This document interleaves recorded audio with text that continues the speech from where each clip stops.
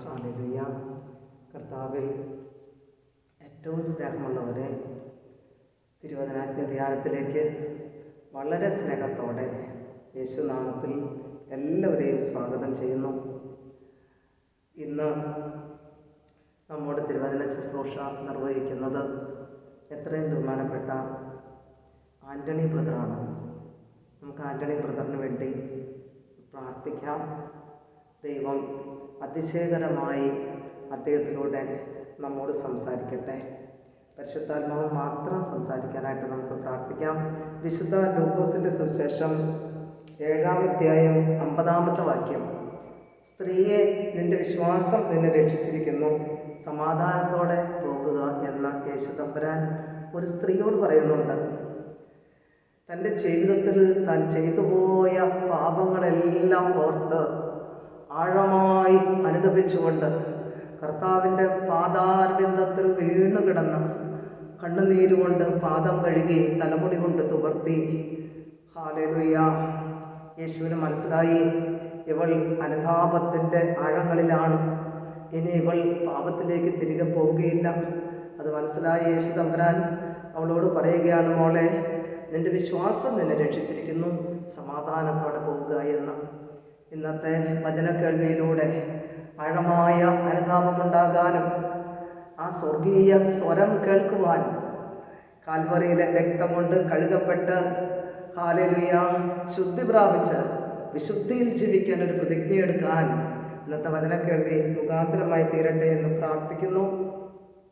ദൈവമക്കളെ, ഇന്നത്തെ തിരുവചനാജ്ഞ ധ്യാനം സ്പോൺസർ ചെയ്തിരിക്കുന്നത് പേര് വെളിപ്പെടുത്തരുത് എന്ന് പറഞ്ഞിരിക്കുന്ന കുടുംബമാണ്. നമുക്ക് ആ കുടുംബത്തിന് വേണ്ടി പ്രാർത്ഥിക്കാം. അവരുടെ നല്ല ആവശ്യങ്ങളിൽ ദൈവം കൂടെ ഇരുന്ന് അത്ഭുതം പ്രവർത്തിക്കട്ടെ. ഹല്ലേലൂയ. എന്താവശ്യത്തെ പ്രതിയാണോ ഈ വചന ശുശ്രൂഷ, ഈ ധ്യാനം സ്പോൺസർ ചെയ്തിരിക്കുന്നത്, ദൈവം തമ്പുരാൻ 10, 30, 60, 100 മേനിയായി ഹല്ലേലൂയ സ്വർഗം തുറന്ന മക്കളെ അനുഗ്രഹിക്കാനായിട്ട് പ്രാർത്ഥിക്കുന്നു. തിരുവചനാജ്ഞ ധ്യാനം സ്പോൺസർ ചെയ്തിട്ടുള്ള എല്ലാ മക്കളെയും അങ്ങയുടെ തൃക്കര നീട്ടി അവിടുന്ന് വാഴ്ത്തി അനുഗ്രഹിക്കണമേ അപ്പാ. ഹല്ലേലൂയ. ധ്യാനകേന്ദ്രം ദാനമായി തന്ന കുടുംബത്തെയും അതുപോലെ ഇന്ന് വരെ സഹായിച്ചിട്ടുള്ള എല്ലാ മക്കളെയും അനുഗ്രഹിക്കണമെന്ന് പ്രാർത്ഥിക്കുന്നു. ധ്യാനകേന്ദ്രത്തിൻ്റെ ചുമതലയുള്ള ആചാര്യന്മാരെയും ഇവിടെ താമസിച്ച് ശുശ്രൂഷ ചെയ്യുന്ന ബഹുമാനപ്പെട്ട സിസ്റ്റേഴ്സിനെയും ധ്യാനകേന്ദ്രവുമായി ബന്ധപ്പെട്ട് പ്രവർത്തിക്കുന്ന സകല ശുശ്രൂഷകരെയും ദൈവമേ അങ്ങയുടെ തൃപ്പാദത്തിൽ സമർപ്പിക്കുന്നു. അവിടുന്ന് കരം നീട്ടി വാഴ്ത്തണമേ. ഹല്ലേലൂയ. സെപ്റ്റംബർ മാസം 19, 20, 21 ഓണാവധിക്കാല കുടുംബ നവീകരണ ധ്യാനമാണ്. കുടുംബമായി വന്ന് ധ്യാനത്തിൽ സംബന്ധിക്കാം, ഒറ്റയ്ക്ക് വന്ന് ധ്യാനത്തിൽ സംബന്ധിക്കാം. ഹല്ലേലൂയ. പരിശുദ്ധാത്മാവ് കൂട്ടിവരുത്തി ശുദ്ധീകരിക്കാൻ പ്രാർത്ഥിക്കുന്നു. ദൈവമേ കരുണയായിരിക്കണമേ. ഹല്ലേലൂയ. ജാതിമതഭേദമന്യേ എല്ലാവർക്കും ഈ ധ്യാനത്തിൽ സംബന്ധിക്കാം. അതുപോലെ എല്ലാ ശനിയാഴ്ചയും നമുക്ക് ഉച്ചവരെ ധ്യാനമുണ്ട്. അതുപോലെ യൂട്യൂബിൽ തിരുവചനാജ്ഞ ധ്യാനം, എവൻഗേലിയൻ സന്ദേശം എല്ലാം നിങ്ങൾ കാണുകയും അത് ഷെയർ ചെയ്യുകയും ഒക്കെ ചെയ്യണമെന്ന് വളരെ സ്നേഹത്തോടെ ഓർമ്മപ്പെടുത്തിക്കൊണ്ട് നിർത്തുന്നു. ദൈവനാമം മാത്രം മഹത്വപ്പെടട്ടെ. തിരുവചന അഗ്നിയിലേക്ക് നിങ്ങൾക്ക് എല്ലാവരെയും ക്ഷണിച്ചുകൊള്ളുന്നു. ഇന്നിവിടെ നമ്മൾ പങ്കുവയ്ക്കാൻ പോകുന്നത് ഈ ഭൂമിയിലൊരു കുഞ്ഞ് ജനിക്കുന്നത് ഒരു അറസ്റ്റാണ്, ഒരു വ്യക്തിയുടെ മരണം റെസ്റ്റാണ്. ഇതാണ് ഇന്ന് വചനത്തിലൂടെ നമ്മൾ പങ്കുവയ്ക്കാൻ പോകുന്നത്. എങ്ങനെയാണ് ഒരു കുഞ്ഞ് അറസ്റ്റ് ആവുന്നത്, ഒരു വ്യക്തിയുടെ മരണം എങ്ങനെയാണ് റെസ്റ്റ് ആകുന്നത്. ഒരു കുഞ്ഞ് ഈ ഭൂമിയിൽ ജനിക്കുമ്പോൾ ആ കുഞ്ഞിൻ്റെ ജീവിതം കളിക്കോപ്പിന് വേണ്ടി കരയുന്നു, മാതാപിതാക്കളിൽ നിന്ന് വഴക്ക് കേട്ട് കരയുന്നു, സ്കൂളിലേക്ക് പോകുമ്പോൾ കരയുന്നു. ജീവിതങ്ങൾ അങ്ങനെ മുന്നോട്ട് പോയിക്കൊണ്ടിരിക്കുകയാണ്. ദുഃഖത്തിലും ദുരിതത്തിലും പ്രയാസത്തിലുമെല്ലാം ഈ കുഞ്ഞ് മുന്നോട്ട് പോയിക്കൊണ്ടിരിക്കുകയാണ്. ആ കുഞ്ഞിൻ്റെ ജീവിതം യൗവനത്തിലേക്കും എല്ലാം നീങ്ങിക്കൊണ്ടിരിക്കുകയാണ്. ഇങ്ങനെ ഈ കുഞ്ഞിൻ്റെ വളർച്ച എന്ന് പറയുന്നത് ഒരു പാപത്തിലേക്ക് ചെന്ന് ചേരുന്നൊരവസ്ഥയാണ് നമ്മുടെ ഓരോ മക്കളുടെയും ജീവിതം. നീതിമാനായി ആരുമില്ലാന്ന് തിരുവെഴുത്ത് പറയുന്നു. എന്താണ് ഞാൻ ഇതിനെ ഇങ്ങനെ ഉദ്ധരിച്ചത് എന്ന് വെച്ചാൽ, ഒരു വ്യക്തി ഒരു തെറ്റ് ചെയ്ത് കഴിഞ്ഞാൽ നമ്മൾ സ്റ്റേഷനിലായാലോ കോടതിയിലായാലോ നമ്മൾ ജാമ്യം എടുക്കാൻ ചെല്ലണം. ഒരു ജാമ്യക്കാരൻ്റെ ആവശ്യമുണ്ട്. ഈ ചെല്ലുന്ന ജാമ്യക്കാരൻ, ആ ജാമ്യക്കാരനിൽ മറ്റ് കേസുകളോ മറ്റ് ക്രിമിനലായിട്ടുള്ള ഒരു കുറ്റങ്ങളോ ഒന്നും ഈ ജാമ്യം എടുക്കാൻ ചെല്ലുന്ന വ്യക്തിക്ക് ഉണ്ടാകരുത്. അത് ഒരു വ്യക്തിയിലാണ് ഇങ്ങനെ ഞാൻ പറഞ്ഞത്. ഈ ലോകത്തിലെ മാനവകുല ഈ രക്ഷകനായിട്ട് ഈ 750 കോടിയിലേറെ ജനങ്ങൾ ഈ ഭൂമിയിൽ ജീവിക്കുമ്പോൾ, മനുഷ്യൻ പാപിയായി തീരുമ്പോൾ, ഈ ഇത്രയും ജനങ്ങളെ ജാമ്യത്തിനെടുക്കാൻ ആർക്ക് കഴിയും എന്നതിനെക്കുറിച്ചാണ് ഇന്ന് നമ്മൾ വചനത്തിൽ കൂടെ പങ്കുവയ്ക്കാൻ പോകുന്നത്. അപ്പോൾ ആരായിരിക്കും നമുക്ക് ജാമ്യക്കാരനായിട്ട് വരിക? നമ്മളെ ജാമ്യം എടുക്കണം. നമ്മൾ പല തെറ്റിലും കുറ്റത്തിലും നമ്മളെ അറസ്റ്റ് ചെയ്തിരിക്കുകയാണ്. നമ്മളിപ്പോൾ അറസ്റ്റിലാണ്. നമ്മളെ ജാമ്യത്തിലെടുക്കാൻ വന്നിട്ടില്ല. നമ്മൾ രക്ഷപ്പെട്ടിട്ടില്ല. അപ്പോൾ ആര് നമുക്ക് ഈ ജാമ്യം എടുക്കാൻ വരും എന്ന് നമുക്ക് നോക്കാം. കാരണം പഴയ നിയമത്തിലെല്ലാം ലോകത്തിൽ പല്ലിന് പകരം പല്ല്, തെറ്റുകൾക്ക് അന്നേരം ശിക്ഷകൾ ഒക്കെ കിട്ടുന്ന ഒരു കാലഘട്ടമായിരുന്നു. ആദ്യ കാലഘട്ടം നമ്മുടെ പഴയ നിയമങ്ങളെല്ലാം വളരെ ശിക്ഷയായിരുന്നു. ചെയ്ത തെറ്റുകൾക്ക് അന്നേരം തെറ്റ് കിട്ടിക്കൊണ്ടിരുന്നു. മനുഷ്യൻ രക്ഷപ്പെടുന്നില്ല, രക്ഷയിലേക്ക് വരുന്നില്ല. ഇവർക്ക് തെറ്റ് വഹിച്ച് ഈ മനുഷ്യൻ്റെ പാപങ്ങൾ ഏറ്റെടുക്കുവാനും ഇത് ജാമ്യത്തിനെടുക്കുവാനും ഈ ഭൂമിയിൽ ഒരാൾ വേണം, ഒരാൾ വരേണ്ടിയിരിക്കുന്നു. ഈ രക്ഷകൻ വന്നിട്ടില്ല. ആരാണ് ഈ ജാമ്യക്കാരൻ എന്ന് നമ്മൾ തിരുവെഴുത്തിലൂടെ പോവുകയാണ്. ജോബിൻ്റെ പുസ്തകം 16-ാം അധ്യായത്തിലെ 19-ാം തിരുവെഴുത്ത് പറയുന്നത് ഇങ്ങനെയാണ്: എപ്പോഴും എൻ്റെ സാക്ഷി സ്വർഗത്തിലും എൻ്റെ ജാമ്യക്കാരൻ ഉന്നതങ്ങളിലും ഇരിക്കുന്നു. എന്താണ് ജോബ് ഇങ്ങനെ പറഞ്ഞത്? ജോബിൻ്റെ പുസ്തകം 16-ാം അധ്യായം 19-ാം തിരുവെഴുത്ത് പറയാണ്, എപ്പോഴും എൻ്റെ സാക്ഷ്യം സ്വർഗത്തിലും എൻ്റെ ജാമ്യക്കാരൻ ഉന്നതങ്ങളിലിരിക്കുന്നു. ജാമ്യക്കാരൻ ഉന്നതങ്ങളിലിരിക്കുന്നു. എൻ്റെ സാക്ഷ്യം എന്ന് പറയുന്നത്, ജോബ് പറയുന്നത്, ജോബിൻ്റെ ജീവിത സാക്ഷ്യം സ്വർഗത്തിലാണ്. സ്വർഗത്തിലാണ് ജോബിൻ്റെ സാക്ഷ്യം ഇരിക്കുന്നത്. ഈ സാക്ഷ്യത്തിന് ജാമ്യത്തിനെടുക്കുന്ന ഒരു ജാമ്യക്കാരൻ ഉന്നതങ്ങളിലും ഇരിക്കുന്നു. ഈ വ്യക്തി, ഈ ജാമ്യക്കാരൻ നമ്മളെ എടുക്കുവാൻ ഈ ഭൂമിയിലേക്ക് അന്ന് വരെ വന്നിട്ടില്ല. ആ ജാമ്യക്കാരൻ ആരാണെന്നാണ് നമ്മൾ ധ്യാനിക്കാൻ പോകുന്നത്. ഈ ജാമ്യക്കാരൻ നിങ്ങൾക്കറിയാം, എൻ്റെ ജാമ്യക്കാരൻ യേശുവാണ്. യേശു എങ്ങനെയാണ് ജാമ്യക്കാരനായി വരുന്നത്? നമ്മളെ എടുക്കാൻ വേണ്ടി ഒത്തിരി പ്രയാസത്തിൽ കൂടെ കടന്നു വരുന്ന പന്തികോ പീലാത്തോസിൻ്റെ ഹൈക്കോടതിയിലെ, അവൻ സുപ്രീം കോടതിയിലെ, ജില്ലാ കോടതിയിലെ ബാറാബാസ്, കയ്യപ്പാസിൻ്റെയും ഹെറോദോസിൻ്റെയും പീലാത്തോസിൻ്റെയും 3 കോടതിയിൽ കയറി ഇറങ്ങുന്നു. പീലാത്തോസ് പറയുന്നു, ഈ മനുഷ്യനിൽ ഞാൻ ഒരു കുറ്റവും കാണുന്നില്ല. പീലാത്തോസ്, റോമൻ സാമ്രാജ്യത്തിന്റെ ഗവർണറായിരിക്കുന്ന പന്തികോ പീലാത്തോസ് യേശുവിനെ നോക്കി പറയുന്നു, ഈ സുപ്രീം കോടതിയിൽ നിന്ന് ജഡ്ജി വിധിക്കുന്നു, ഞാൻ ഈ വ്യക്തിയിൽ ഒരു കുറ്റവും കാണുന്നില്ല.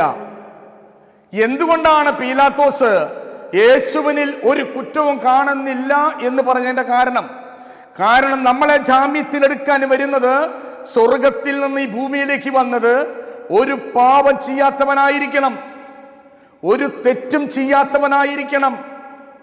അതുകൊണ്ടാണ് പീലാത്തോസ് അങ്ങനെ പറഞ്ഞത്. അവനിൽ ഒരു കുറ്റവും കാണുന്നില്ല, അവനൊരു മരണശിക്ഷയ്ക്കും വിധിക്കാൻ ഒരു തെറ്റും അവൻ്റെ കയ്യിലില്ല. നമുക്ക് വേണ്ടി ഇവൻ ജാമ്യക്കാരനായി വരികയാണ്. അവൻ അവിടെ സ്പോട്ടിൽ വെച്ച് ബാറാബാസിനെ ജാമ്യത്തിനെടുക്കുന്നു. ഒരു കൊലപാതകിയായ ആ കുരിശ് മരണത്തിന് വിധിക്കപ്പെട്ട ബറാബാസ്, അവനെ സ്പോട്ടിൽ വെച്ച് യേശു ജാമ്യത്തിനെടുക്കുന്നു. അവിടുന്ന് കുരിശുമേ കിടന്ന് ഒരു വ്യക്തിയെ, വലതുവശത്തുള്ള കള്ളനെ ജാമ്യത്തിനെടുക്കുന്നു. അതുപോലെ ഒത്തിരി വ്യക്തികളെ അവൻ പാപത്തിൽ നിന്ന് മോചിപ്പിച്ച് ജാമ്യത്തിന് എടുക്കുന്നു. ഒത്തിരി ചുങ്കക്കാരെയും പാപികളെയും അവൻ ജാമ്യത്തിനെടുക്കുന്നു. യേശു ഈ ഭൂമിയിലേക്ക് വന്നത് നമ്മളെ രക്ഷിക്കുവാനാണ്, നമ്മളെ ജാമ്യത്തിനെടുക്കുവാൻ വേണ്ടിയാണ്.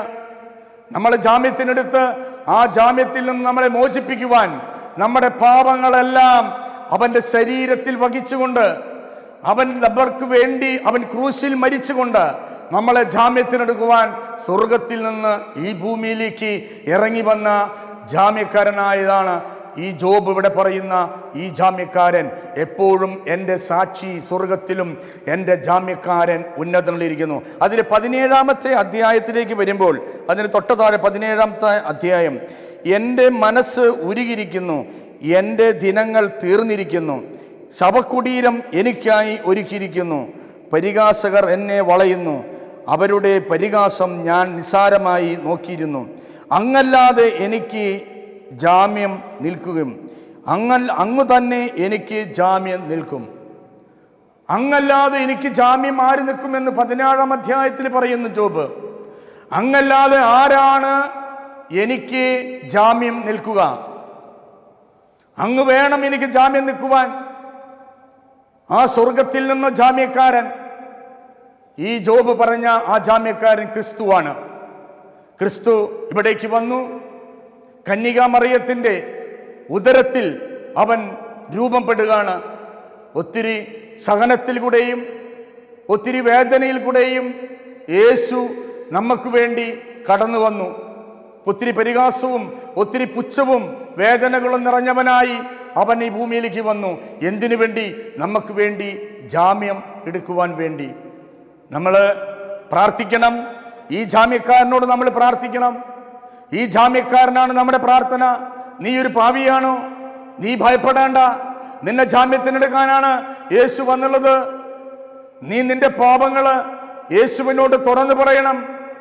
നീ സത്യം കോടതിയിൽ തുറന്നു പറയണം. ജാമ്യക്കാരനായി കടന്നു വന്ന യേശുവിനോട് നീ ഏത് വിധത്തിലുള്ള ആളായിക്കോട്ടെ എല്ലാം അവനോട് ഏറ്റുപറഞ്ഞാൽ നിന്നെ ജാമ്യത്തിന് യേശു എടുക്കും. മഗ്ദലമറിയത്തെ യേശു എടുക്കൂ. അവളൊരു പാപിയായ സ്ത്രീയായിരുന്നു. അവളെന്നെ യേശു ജാമ്യത്തിനെടുത്തു. ചുങ്കക്കാരനെ യേശു ജാമ്യത്തിനെടുത്തു. സഖ്യോസിനെ യേശു ജാമ്യത്തിനെടുത്തു. സഖ്യോസ് സിക്മൂർ മരത്തിന്റെ മുകളിൽ കയറിയിരുന്ന യേശുവിനെ കാണുവാൻ അവൻ സിക്മൂർ മരത്തിന്റെ മുകളിൽ കയറിയിരുന്നു. യേശു അതിന്റെ ചോട്ടിൽ നിന്ന് സഖ്യോസിനെ വിളിച്ചു. അവൻ താഴെ ഇറങ്ങി യേശു സഖ്യോസിനോട് പറഞ്ഞു, എനിക്ക് ഇന്ന് നിന്റെ വീട്ടിൽ അതിഥിയായി വരേണ്ടിയിരിക്കുന്നു. യേശു പറഞ്ഞ ഈ മറുപടിക്ക് സഖ്യോസ് പറഞ്ഞത്, കർത്താവേ, ഞാൻ ആരെങ്കിലും വസ്തു വഞ്ചിച്ചെടുത്തുണ്ടെങ്കിൽ 4 ഇരട്ടിയായി തിരിച്ചു കൊടുക്കാം. യേശു പറഞ്ഞതിൻ്റെ മറുപടിയല്ല സഖ്യോസ് പറഞ്ഞത്. യേശു പറഞ്ഞതിൻ്റെ മറുപടിയല്ല. കാരണം അവൻ വഞ്ചിച്ചെടുത്തത് 4 ഇരട്ടി തിരിച്ചു കൊടുക്കാം. ഇത് തന്നെയാണ് നമ്മുടെ ജീവിതത്തിലും.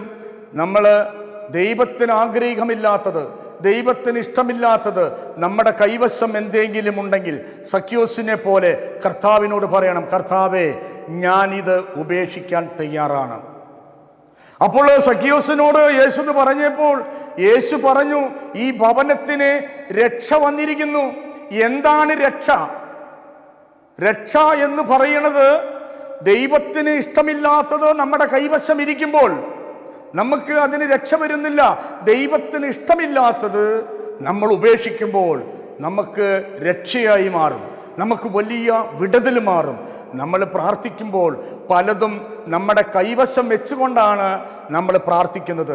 ദൈവത്തിന് ഇഷ്ടമില്ലാത്ത ഒരു വസ്തു നമ്മുടെ കയ്യിൽ, ദൈവത്തിന് ഇഷ്ടമില്ലാത്ത പ്രവൃത്തികൾ, ദൈവത്തിന് ഇഷ്ടമില്ലാത്ത നമ്മുടെ ചിന്തകൾ, പ്രവൃത്തികൾ, ദോഷങ്ങൾ നമ്മുടെ കൈവശം ഇരുന്നു കൊണ്ട് നമ്മൾ പ്രാർത്ഥിക്കുന്നു. സഖ്യോസ് പറഞ്ഞത് അതാണ്. ഞാൻ 4 ഇരട്ടിയായി തിരിച്ചു കൊടുക്കാം. യേശു പറയുന്നു ആ ഭവനത്തിന് രക്ഷ വന്നിരിക്കുന്നു എന്നുള്ളത്. അപ്പോൾ നമ്മൾ പലതും നമ്മൾ ഉപേക്ഷിക്കുമ്പോഴാണ് നമ്മുടെ ജീവിതത്തിലേക്ക്, നമ്മുടെ കുടുംബത്തിലേക്ക്, നമ്മുടെ മക്കളിലേക്ക് എല്ലാം ഒരു രക്ഷയായി മാറുന്നത്, ഒരു അഭിഷേകമായി മാറുന്നത്. ദൈവത്തിൻ്റെ പരിശുദ്ധാത്മാവ് നമ്മുടെ ജീവിതത്തിലേക്ക്, നമ്മുടെ കുടുംബത്തിലേക്ക്, നമ്മുടെ ആരോഗ്യത്തിലേക്ക്, നമ്മുടെ വ്യക്തിപരമായ സാമ്പത്തിക മേഖലയിലേക്ക് എല്ലാം നമ്മുടെ ആവശ്യമില്ലാത്ത കാര്യങ്ങൾ നമ്മൾ ഉപേക്ഷിക്കുമ്പോൾ മാത്രം, ദൈവത്തിന് അടിയറ വയ്ക്കുമ്പോൾ അത് നമുക്കൊരു രക്ഷയായിട്ട് മാറും, അതൊരു രക്ഷകനായിട്ട് മാറും. നമ്മളെ ജാമ്യത്തിന് യേശു എടുക്കും. നമ്മൾ ഉപേക്ഷിക്കേണ്ടത് ഉപേക്ഷിച്ചാൽ മതി. അപ്പോൾ യേശു നമ്മളെ ജാമ്യത്തിനെടുക്കും. നമ്മുടെ ഒരു ദൈവ പൈതലിൻ്റെ, ഒരു ദൈവഭക്തൻ്റെ കുടുംബത്തിലെ, അവൻ്റെ ജീവിതത്തിലെ അവന് യാതൊരു അവകാശവുമില്ല.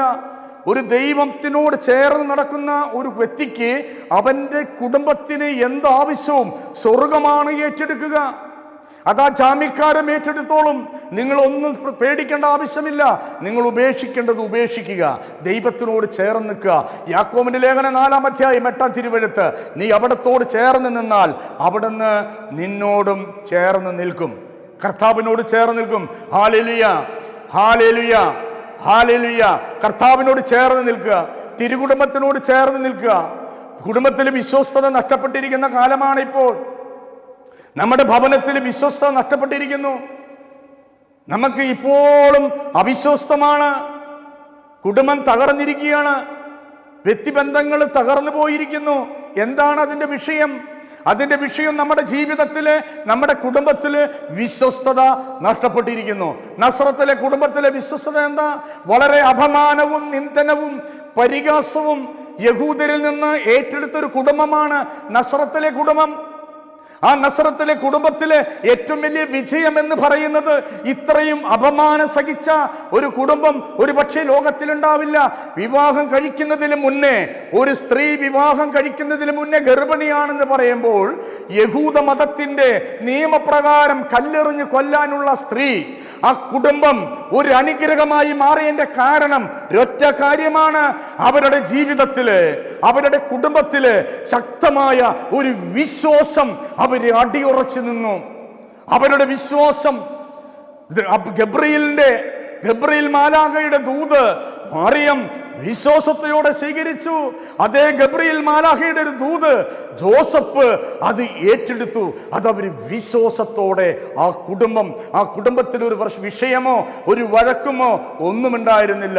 വളരെ വേദനയിൽ കൂടെ ദൈവത്തിൻ്റെ അഭിഷേകം, പരിശുദ്ധാത്മാവിൻ്റെ നിറവിൽ കൂടെ ആ കുടുംബം മുന്നോട്ട് പോയി. അത് വലിയ ഒരു അനുഗ്രഹമായി മാറുകയാണ്. നമുക്ക് ആ കുടുംബം നമുക്കൊരു ജാമ്യക്കാരനായി വരികയാണ്. ആ സഹനത്തിൽ കൂടെ നമ്മളെ രക്ഷകനായി, നമുക്ക് ജാമ്യക്കാരനായി, നമുക്ക് വിടുതലനായി അവിടുന്ന് ഒരു മുളച്ചു വരുന്നു. അവിടുന്ന് ഒരു മുളയ്ക്കുന്നു. ആ മുളയാണ് ക്രിസ്തു. ആ മുളയാണ് ക്രിസ്തു. നമ്മുടെ ജീവിതത്തിലും നമ്മുടെ കുടുംബങ്ങളിലും ഒരു വിശ്വസ്തത നഷ്ടപ്പെട്ടു പോയിരിക്കുകയാണ്. കുടുംബത്തിൽ കൂടെയാണ് ദൈവം അനുഗ്രഹം പ്രാപിക്കുക. വേറെ ഒരു സ്ഥലത്തിൽ കൂടെയും ദൈവം ആരെയും അനുഗ്രഹിച്ചതായിട്ട് ബൈബിളിലില്ല. കുടുംബത്തിൽ കൂടെയാണ് തലമുറയുടെ അനുഗ്രഹം. ദൈവം അത് തന്നെയാണ് ആഗ്രഹിക്കുന്നത്. ഒരു തലമുറയുടെ അനുഗ്രഹം, ഒരു വിടുതല്, ഒരു സൗഖ്യം നമ്മുടെ ജീവിതത്തിൽ ഉണ്ടാകും. അതിന് നമ്മുടെ ജീവിതത്തിൽ ഒരു വിശ്വസ്തത മതിയായി തീരൂ. നമ്മൾ വിശ്വസ്തത വിട്ടുപോകരുത്. കർത്താവ് നിങ്ങളെ അനുഗ്രഹിക്കും. വിശ്വസ്തത നട്ടുപോവാതെ കർത്താവിനോട് ചേർന്ന് നിന്നുകൊണ്ട്, തിരുകുടുംബത്തിനോട് ചേർന്നുകൊണ്ട് നിങ്ങളുടെ ജീവിതം ഭദ്രമാക്കുക. വിശ്വസ്തത നഷ്ടപ്പെടാതെ ദാമ്പത്യ ജീവിതങ്ങൾ, ഭാര്യ ഭർത്താവ് ബന്ധങ്ങളിൽ ഗെത്സമൻ തോട്ടത്തിലെ ചുംബനമല്ലാതെ, ഗെത്സമൻ തോട്ടത്തിലെ ചുംബനം നമ്മുടെ ജീവിതത്തിലേക്ക് കടന്നു വരാൻ പാടില്ല. ഗെത്സമൻ തോട്ടത്തിലെ ചുംബനമാണ്. അത് ചുംബനമാണെങ്കിലും ആ ചുംബനത്തിൽ ഒരു വഞ്ചനയുണ്ടായിരുന്നു, ഒരു അവിശ്വസ്തത ഉണ്ടായിരുന്നു. എന്നാൽ നിങ്ങളുടെ ജീവിതത്തിൽ ഒരു വിശ്വസ്തത വേണം. അത് തിരുകുടുംബത്തിൻ്റെ വിശ്വസ്തത നമ്മുടെ ജീവിതത്തിൽ എപ്പോഴും ഉണ്ടായിരിക്കണം. അത് നിങ്ങൾ മറക്കരുത്. നമ്മൾ സങ്കീർത്തനം, നമുക്ക് 128-ാം സങ്കീർത്തനം നമുക്കൊന്ന് വായിക്കാം. കർത്താവിനെ ഭയപ്പെടുകയും അവിടുത്തെ വഴികളിൽ നടക്കുകയും ചെയ്യുന്നവർ ഭാഗ്യവാന്മാർ. നിന്റെ അധ്വാന ഫലം നീ അനുഭവിക്കും, നീ സന്തുഷ്ടനായിരിക്കും. നിനക്ക് നന്മ വരും. നിന്റെ ഭാര്യ ഭവനത്തിൽ ഫലസമൃദ്ധമായ മുന്തിരി പോലെ ആയിരിക്കും. നിന്റെ മക്കൾ നിന്റെ മേശയ്ക്ക് ചുറ്റും ഒലിവ തൈകൾ പോലെയും. കർത്താവിൻ്റെ ഭക്തർ ഇപ്രകാരം അനുഗ്രഹീതനാകും. കർത്താവ് പറയാണ്, നിന്റെ വീട്ടിൽ നിന്റെ ഭാര്യ ഫലസമൃദ്ധമായി മുന്തിരി പോലെയാകും. എന്താണത് പറഞ്ഞത്? അവിടെ വിശ്വസ്തത വേണം. അവിടെ ഒരു വിശ്വസ്തത ഉണ്ടെങ്കിൽ മാത്രമാണ് ഫലസമൃദ്ധമായ മുന്തിരി പോലെയാവുക എന്ന് കർത്താവ് പറയാണ്. നിന്റെ ഭാര്യ ഒലിവ് തൈകൾ പോലെയും നിന്റെ മക്കൾ നിന്റെ ഭവനത്തിലുണ്ടായിരിക്കും, ഉണ്ടാകണം. അതിന് നമ്മുടെ വീട്ടിൽ ഇന്ന് കുടുംബം തകർന്നുകൊണ്ടിരിക്കാനുള്ള ഒരു കാരണം, ഞാൻ നേരത്തെ പറഞ്ഞതുപോലെ, ഒരു വഞ്ചന മനോഭാവം നമ്മുടെ ജീവിതത്തിലേക്ക്, നമ്മുടെ വ്യക്തിപരമായ ജീവിതത്തിലേക്ക് വിശ്വസ്തത കടന്നു വരുന്നത്, അവിശ്വസ്തത കടന്നു വരുന്നത് നമ്മൾ ശ്രദ്ധിക്കണം. ഉൽപ്പത്തി പുസ്തകം 3-ാം അധ്യായം അതിൽ 1 വരെയുള്ള തിരുവെഴുത്ത് പറയുന്നത് നമുക്കറിയാം. 33-ാം അധ്യായം ഉൽപ്പത്തിയുടെ പുസ്തകം, അവിടെ ആ കുടുംബത്തിലേക്ക് കടന്നു വരുന്ന ആ തിന്മയുടെ അരൂപികള്, ആ തിന്മ സാത്താൻ അവിടെ കടന്നു വരുന്നു. അവയുടെ അടുത്ത് വന്ന് വഞ്ചന മനോഭാവം അവരോട് പറഞ്ഞു, മക്കളെ, നിങ്ങൾ ഈ തോട്ടം കാത്ത് പരിപാലിക്കണം, നിങ്ങൾ ഈ തോട്ടം സംരക്ഷിക്കണം, നിങ്ങൾ കാത്തു പരിപാലിക്കണം. ദൈവം ഒരു കാര്യം മാത്രമേ പറഞ്ഞുള്ളൂ, ഒരു പഴത്തിൻ്റെ പഴം ഭക്ഷിക്കരുത് എന്ന് മാത്രമേ പറഞ്ഞുള്ളൂ. ബാക്കി എല്ലാ സ്വാതന്ത്ര്യവും ദൈവം അവർക്ക് നൽകി. എന്നാൽ അവര് തോട്ടം കാത്തു, പക്ഷേ അവര് തന്നെ കാത്തില്ല. അവര് തോട്ടം കാത്തു, അവര് തന്നെ കാത്തില്ല. ഇത് തന്നെയാണ് ഇന്ന് നമ്മുടെ പല കുടുംബങ്ങളിലും. ഭവനം കാക്കുന്നു, നമ്മുടെ തോട്ടങ്ങൾ കാക്കുന്നു, പക്ഷെ മനുഷ്യൻ തന്നെ കാക്കുന്നതിൽ അവിടുന്ന് പരാജയപ്പെട്ടു വരികയാണ്. തന്നെ കാക്കുന്നത് പരാജയപ്പെട്ടു വരുന്നു. ഒരു സ്ഥലത്ത് ഒരു ഭാര്യ, ഒരു ഭർത്താവ്, 2 മക്കള്. അതിൽ ഭർത്താവ് മരണപ്പെട്ടു പോയി. ഭർത്താവ് മരണപ്പെട്ടു പോയപ്പോൾ ഭാര്യയെ അറിയിച്ചില്ല. അപ്പോൾ അവിടുത്തെ ഓരോ ഒരുക്കങ്ങളൊക്കെ കണ്ടപ്പോൾ ഭാര്യയ്ക്ക് സംശയം വന്നു. ആംബുലൻസിലെ ഭർത്താവിൻ്റെ ബോഡിയായിട്ട് കടന്നു വരുന്നു ചെറിയ 2 കുഞ്ഞുമക്കള്. അങ്ങനെ അവൾക്ക് മനസ്സിലായി, എൻ്റെ ഭർത്താവ് മരിച്ചു എന്ന്. അപ്പോൾ ചെറുപ്പമാണ്, അവളും ചെറുപ്പമാണ്, കുഞ്ഞുങ്ങൾ ചെറുപ്പമാണ്, ഭർത്താവ് ചെറുപ്പമാണ്. അങ്ങനെ ശവടുപ്പിൻ്റെ നേരമായി. ഭാര്യ പറഞ്ഞു, എൻ്റെ ഭർത്താവിനെ എൻ്റെ ബെഡ്റൂമിലേക്ക് കൊണ്ടുവന്ന് കിടത്തണം, എൻ്റെ ഭർത്താവിനെ എൻ്റെ ബെഡ്റൂമിലേക്ക് കിടത്തണം. അപ്പോൾ അവിടെ പ്രായം ചെന്നവരെല്ലാം കൂടി ആലോചിച്ചു. കാരണം അവളെ അവസാനത്തൊരാഗ്രഹമാണ്. ഈ ബോഡി എടുത്ത് അവളെ ബെഡ്റൂമിൽ വെച്ചു. അവൾ വാതിൽ കൊട്ടിയടച്ചു. ഒന്നും ചെയ്യാൻ പറ്റില്ല. ഒരു ബോഡിയുടെ മേലെ ഒരു ഭാര്യയ്ക്ക് എന്ത് ചെയ്യാൻ പറ്റും? 5 മിനിറ്റ് കഴിഞ്ഞു, അവൾ വാതിൽ തുറന്നു. ശവടപ്പെല്ലാം കഴിഞ്ഞു. ദിവസങ്ങൾ, ആഴ്ചകൾ, മാസങ്ങളായി അവൾ ജോലി ചെയ്യുന്ന ഒരു ചെറിയ ജോലി ചെയ്യുന്നുണ്ട്. അവൾ ഒരു ചെറിയ ജോലി ചെയ്യാൻ ഒരു വീട് വാടകയ്ക്ക് എടുത്തുകൊണ്ട് അവളും അവളുടെ 2 ചെറിയ മക്കളുമായി ജോലിക്ക് പോവാണ്. സന്ധ്യ മയങ്ങണ സമയത്ത് ഈ 2 കുഞ്ഞുമക്കള് ഈ വീടിന്റെ മുറ്റത്ത് ഇറങ്ങി നിന്ന് വായ വിട്ട് കരയുകയാണ്. നാട്ടുകാർ ഓടി വന്ന് കൂടി കുട്ടികളോട് ചോദിച്ചു, എന്തിനാ മക്കളെ നിങ്ങൾ ഇങ്ങനെ കരയുന്നതെന്ന്. മക്കളെ, ഭർത്താവ് മരിച്ച സഹോദര, കുടുംബത്തിലേക്ക് വരുന്ന പ്രതിസന്ധികള്, കുടുംബത്തിലേക്ക് വരുന്ന വേദനകള്, നൊമ്പരങ്ങള്, ശാപങ്ങള് ഈ കുട്ടിയോളെ പിടിച്ച് ഈ അയൽവാസികൾ ചോദിച്ചപ്പോൾ, എന്താണ് അവിടെ അന്വേഷിച്ചപ്പോൾ, ഈ സ്ത്രീ വേറൊരു പുരുഷനെയായി സ്നേഹത്താൽ ജീവിക്കുകയാണ്. സ്നേഹം ഒരു 5 മിനിറ്റ് നേരത്തേക്ക് ഈ മക്കൾ ഒരു ശല്യമായി മാറി. ഇവര് പെട്ടുകിടക്കുന്നു. ഇവര് കയ്യോടെ പിടികൂടി കുടുംബത്തേക്ക് കടന്നു വരുന്ന, ഈ ഏദൻ തോട്ടത്തിലേക്ക് കടന്നു വരുന്ന, നമ്മുടെ ജീവിതത്തിലേക്ക് കടന്നു വരുന്ന ദുർബലങ്ങള്, വേദനകള് നമ്മൾ ശ്രദ്ധിക്കണം. നമുക്കതിനുള്ള ജ്ഞാനം വേണം, നമുക്കതിനുള്ള വിവേകം വേണം, നമുക്കതിനുള്ള വിശുദ്ധി വേണം. സഖ്യോസിനെ പോലെ നമ്മൾ കൈവശം എന്തെങ്കിലും പിടിച്ചുകൊണ്ട് ഇന്നത്തെ പ്രാർത്ഥനകള്, ഇന്നത്തെ ശുശ്രൂഷകള് എല്ലാം സഖ്യോസിനെ പോലെ ദൈവത്തിന് ഇഷ്ടമില്ലാത്തത് നമ്മുടെ കൈവശം നമ്മൾ പിടിച്ചുകൊണ്ട് നമ്മൾ പ്രാർത്ഥിച്ചുകൊണ്ടിരിക്കുക. Hallelujah, hallelujah. നമ്മൾ പ്രാർത്ഥിച്ചുകൊണ്ടിരിക്കുക. ധൂർത്തപുത്രന്റെ ഉപമ യേശു പറഞ്ഞു, അവൻ പന്നിക്കുഴിയിൽ പോയി പെട്ടു. യേശു പറയുന്നു, ആ പന്നിക്കുഴിയിൽ വെച്ച് അവന് സ്വബോധമുണ്ടായി എന്ന്. അവൻ ഇരിക്കുന്ന അവസ്ഥയിൽ അവൻ ഒരു പന്നിക്കുഴി എന്ന് പറയുന്നത് യേശു ഒരു മനുഷ്യന്റെ മ്ലേച്ഛതയാണ് ഉദ്ദേശിക്കുന്നത്. ആയിരിക്കുന്ന മ്ലേച്ഛതയിൽ അവന് സ്വബോധമുണ്ടായിരിക്കണം. ആ സ്വബോധത്തിൽ അവൻ അവിടെ നിന്ന് എഴുന്നേറ്റാൽ അവൻ കുരിശിന്റെ ചോട്ടിലേക്ക് എത്തും. ഒരു മനുഷ്യൻ അവൻ്റെ ജീവിതം വിശുദ്ധിയായി കഴിഞ്ഞാൽ അവൻ കുരിശിൻ ചോട്ടിലേക്ക് എത്തും. കുരിശിന്റെ ചോട്ടിൽ വലിയ ഒരു അനുഗ്രഹം ഇരിപ്പുണ്ട്. അവൻ നമ്മളെ ജാമ്യത്തിനെടുക്കാമെന്നുള്ളതാ. നമ്മളെ സ്വർഗത്തിലേക്ക് ജാമ്യത്തിനെടുക്കാമെന്ന ജാമ്യക്കാരൻ അവിടെയുണ്ട്. നമ്മളെ ഈ പന്നിക്കുഴിയിൽ നിന്ന് എഴുന്നേറ്റാൽ ദൈവത്തിന് ആവശ്യമില്ലാത്തത് എന്തെങ്കിലും നമ്മുടെ കൈവശം നമ്മൾ ഉപേക്ഷിച്ചാൽ നമുക്കൊരു ജാമ്യക്കാരനുണ്ട് നമ്മളെ ജാമ്യത്തിനെടുക്കാൻ. പക്ഷെ ജാമ്യത്തിനെടുക്കണമെങ്കിൽ നമ്മൾ പെർഫെക്റ്റ് ആയിരിക്കണം, നമ്മൾ നല്ല വിശുദ്ധിയായിരിക്കണം. എന്നാൽ മാത്രമാണ് നമ്മളെ ജാമ്യത്തിന് കൊണ്ടുപോകുന്ന സ്ഥലത്തേക്ക് എല്ലാവരെയും കൊണ്ടുപോകുവാൻ പറ്റത്തില്ല. കാരണം അത് അതിവിശുദ്ധമായ സ്ഥലമാണ് ഈ പന്നിക്കുഴിയിൽ നിന്ന് നമ്മൾ എഴുന്നേൽക്കുവാൻ. കാരണം ഇന്നത്തെ പ്രാർത്ഥന ഒരു പന്നിക്കുഴി അവസ്ഥ ആവരുത്, ഒരു പന്നിക്കുഴി അവസ്ഥ ആയി തീരരുത്. പന്നിക്കുഴി അവസ്ഥയാണ് ഇന്നത്തെ പ്രാർത്ഥന. കാരണം സാത്താൻ പറയുന്നത് നീ പ്രാർത്ഥിച്ചോ, പക്ഷെ അത് പന്നിക്കുഴിയിൽ ഇരുന്ന് വേണം പ്രാർത്ഥിക്കാൻ. അവിടെ നിന്ന് എഴുന്നേൽക്കരുത്. ആ പ്രാർത്ഥനയ്ക്ക് ഒരു മറുപടി കിട്ടത്തില്ല, ഒരു മറുപടിയും കിട്ടത്തില്ല.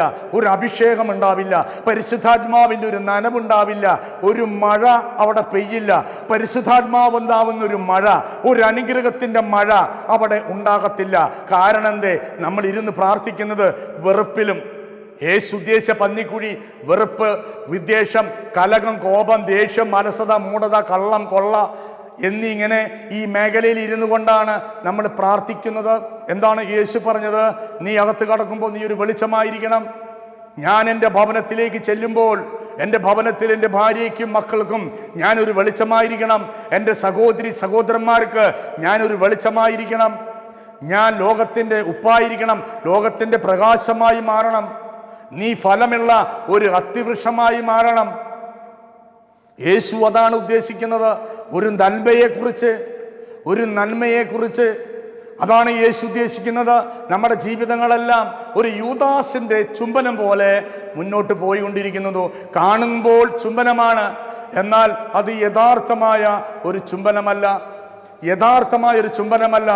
അത് ഈ പീലാത്തോസിന്റെ കൊട്ടാരത്തിലേക്ക് ചെന്നപ്പോൾ പത്രോസ് അവിടെ യേശുവിനെ അകലെയായി അനുഗമിച്ചു കൊണ്ടിരുന്നു. അവൻ തീ കാഞ്ഞുകൊണ്ടിരിക്കുക. പത്രോസ് തീ കായുന്നു. ഈ തീ കായുന്ന അനുഭവം അത് നമുക്ക് നല്ലതല്ല. യേശുവിൽ നിന്ന് അകന്നു കഴിഞ്ഞാൽ ഏതൊരു മനുഷ്യനും ഒരു തീ കായുന്ന അനുഭവം ഉണ്ടായിരിക്കും. ആ അനുഭവം നമുക്ക് നാശത്തിലേക്ക് എത്തൂ. ഒരു തീ കായുന്ന അനുഭവം. യേശുവിൽ നിന്ന് അകലെയായി അവൻ അനുഗമിക്കുകയാണ്. യേശുവിൻ്റെ തൊട്ടരിക്ക് പോയിരുന്ന വ്യക്തിയാണ്. നമ്മുടെ ജീവിതത്തിലും തീ കായുന്ന അനുഭവമുണ്ടെങ്കിൽ അത് മാറ്റണം, അത് നമ്മൾ ഉപേക്ഷിക്കാൻ തയ്യാറാവണം. കർത്താവേ, ഞാൻ ഇന്ന് ഒരു പുതിയ ഒരു സൃഷ്ടിയായി മാറും. ദൈവമേ, ഞാനൊരു തിരുകുടുംബത്തിൻ്റെ അഭിഷേകമായി മാറും. ഞാൻ നസ്രത്തിലെ കുടുംബത്തിൻ്റെ അഭിഷേകമായി എനിക്ക് നൽകണം. എൻ്റെ കുടുംബത്തിൽ ഒരു ദൈവിക അഭിഷേകം വരണം. എൻ്റെ ഭവനത്തിൽ എൻ്റെ മക്കൾക്ക്, എൻ്റെ ഭാര്യയ്ക്ക്, എൻ്റെ കുടുംബത്തിൽ ഒരു അനുഗ്രഹത്തിൻ്റെ മഴയായി പെയ്യണം. എന്താണ് മഴ? അനുഗ്രഹത്തിൻ്റെ മഴ. നമ്മുടെ ജീവിതത്തിൽ ഇപ്പോൾ നമ്മുടെ നാട്ടിൽ പെയ്തുകൊണ്ടിരിക്കുന്ന മഴ, സൂര്യപ്രകാശം സമുദ്രത്തിലേക്ക് അടിച്ച് ഈ സൂര്യപ്രകാശം സമുദ്രത്തിൽ നിന്ന് നീരാവിയായി മേലോട്ട് പോയി അത് കാർമേഘമായി തടഞ്ഞ് ദൈവം ആഗ്രഹിക്കുന്ന രാജ്യത്തും ദേശത്തും സ്ഥലങ്ങളിലും മഴ പെയ്യിക്കുന്നു. അത് അനുഗ്രഹത്തിൻ്റെ മഴ. സൂര്യൻ ഈ സമുദ്രത്തിന്മേൽ അടിക്കുമ്പോൾ എന്ന് പറഞ്ഞതുപോലെ നമ്മുടെ നീതി സൂര്യനായ ക്രിസ്തു നമ്മളിലെ അടിക്കുകയാണ്. നമ്മുടെ പ്രാർത്ഥനകളും നമ്മുടെ യാചനകളും നമ്മുടെ വേദനകളും സ്തുതികളും ആർപ്പുവിളികളും എല്ലാം അവിടുന്ന് നമ്മളിലേക്ക് അടിക്കുമ്പോൾ, ഇത് നമ്മളിൽ അടിക്കുമ്പോൾ, നീതി സൂര്യനായ ക്രിസ്തു നമ്മളിൽ അടിക്കുമ്പോൾ ഇത് വലിയൊരു അനുഗ്രഹത്തിന്റെ മഴയായി, അത് സ്വർഗത്തിൽ നിന്ന് ഒരു അനുഗ്രഹത്തിന്റെ മഴ നമ്മുടെ ജീവിതത്തില്, നമ്മുടെ മക്കളില്, നമ്മുടെ ഭവനത്തില്, നമ്മുടെ സമ്പത്തില്, നമ്മുടെ ആരോഗ്യത്തില് അതൊരു അനുഗ്രഹത്തിന്റെ മഴയായി പെയ്ത് ഇറങ്ങും. അത് നീതി സൂര്യനായ ക്രിസ്തുവാണ്. അത് നമ്മളിലേക്ക് പ്രകാശിക്കുമ്പോൾ അത് വലിയൊരു അനുഗ്രഹമായി മാറുക. ആ അനുഗ്രഹത്തിന് വേണ്ടി നമ്മൾ പ്രാർത്ഥിക്കണം. ആ അനുഗ്രഹത്തിന് വേണ്ടി നമ്മൾ പ്രാർത്ഥിക്കണം. ആ അനുഗ്രഹത്തിന് വേണ്ടി പ്രാർത്ഥിക്കുമ്പോൾ നമ്മുടെ മത്തായിയുടെ സുവിശേഷം 2-ാം അധ്യായം 10-ാമത്തെ തിരുവെഴുത്ത് പറയുന്നു, ആ ജ്ഞാനികൾ പോയതുപോലെ യേശുവിനെ കണ്ടു കഴിഞ്ഞപ്പോൾ അവിടെ പൊന്നും കുന്തിരിക്കും മീറയും കാഴ്ചവെച്ചപ്പോൾ അവിടുന്ന് കുമ്പിട്ട് ആരാധിച്ച് യേശുവിനെ കണ്ടു കഴിഞ്ഞപ്പോൾ അവർ മറ്റൊരു വഴിക്ക് പോയി എന്നാണ് പറയുന്നത്. അവർ വന്ന വഴിക്കല്ല അവർ തിരിച്ചു പോയത് വേറൊരു വഴിയാണ്. യേശുവിനെ കണ്ടു കഴിയുമ്പോൾ നമ്മളും വഴി മാറിപ്പോണം. നമ്മുടെ ജീവിതത്തിലും വഴികൾ മാറണം. നമ്മൾ പലതും വേണ്ടാന്ന് വെക്കേണ്ടി വരും. യേശുവിനെ കണ്ടു കഴിയുമ്പോൾ നമ്മൾ വഴി മാറണം. നമ്മുടെ വഴികൾ മാറിപ്പോണം.